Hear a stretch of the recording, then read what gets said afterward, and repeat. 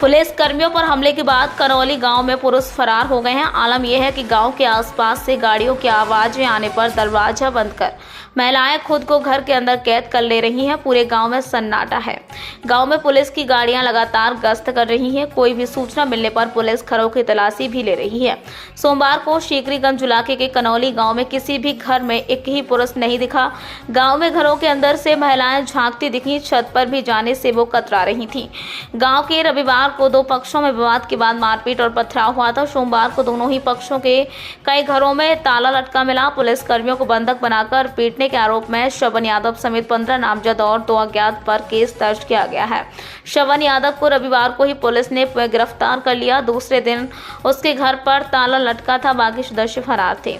दरोगा का मोबाइल तलाशती रही पुलिस। श्रवण यादव के घर के बाहर एक छोटे से कमरे में उसकी बुजुर्ग मां शांति देवी मौजूद थी। उन्होंने बताया कि रविवार की देर रात पुलिस घर पर आई थी। कोई नहीं मिला तो उनसे दरोगा के मोबाइल के बारे में पूछा गया।